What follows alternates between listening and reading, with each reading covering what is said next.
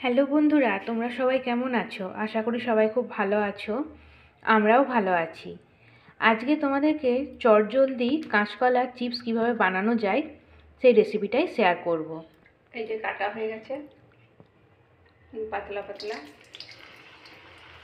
এখন কড়ার মধ্যে সাদা তেল গরম করে নেওয়া হয়েছে। এই যে পাতলা পাতলা কাঁচকলার পিসগুলো বা টুকরোগুলো একে একে সব দিয়ে দেওয়া হচ্ছে। তো এইভাবে দেখো গরম তেলের মধ্যে দিয়ে দেওয়া হয়েছে। তারপর যেভাবে আমরা ভাজি পাঁপড় বা চিপস যেরকম ভাজে থাকি, এটা একটু টাইম লাগে, একটু হালকাভাবে একটু মানে গ্যাসটা কমিয়ে দিয়ে ভাজবে, তাহলে মচমচে হবে আর ভেতরটা কাঁচাও থাকবে না।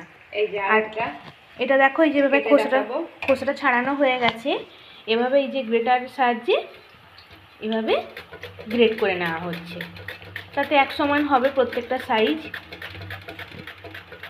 তো দেখো সবটা কাঁচকলা এইভাবে গ্রেট করা হয়ে গেছে, একদম পাতলা পাতলা করে কেটে নেওয়া হয়েছে। এরপর এগুলো আমরা একে একে করে ভেজে নেব। দেখো চিপসগুলো ভাজা হয়ে গেছে, এইভাবে তেল ঝরিয়ে তুলে নেওয়া হলো। সবগুলো ভেজে না, এইভাবে আমরা সবগুলো ভেজে নিয়ে তারপর তোমাদেরকে দেখাচ্ছি। কিন্তু চটজলদি চিপসগুলো সমস্ত ভাজা হয়ে গেছে।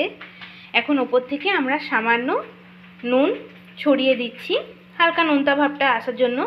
বাচ্চাদের কথা মাথায় রেখে এখানে আমরা কিন্তু কোনো রকম লঙ্কার গুঁড়ো কোনো কিছু ব্যবহার করছি না, তোমরা চাইলে কিন্তু ব্যবহার করতে পারো।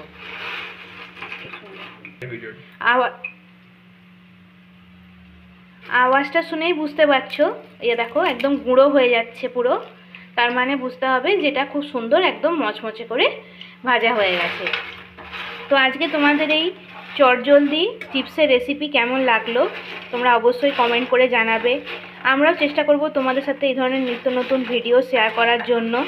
তোমাদের যদি কোনো রিকোয়েস্টেড রেসিপি থাকে যেগুলো তোমরা আমাদের কাছ থেকে জানতে চাও, সেটাও কমেন্ট করে জানাবে। আমরা অন্য কোনো ভিডিওতে তোমাদের সাথে শেয়ার করার চেষ্টা করব। ধন্যবাদ।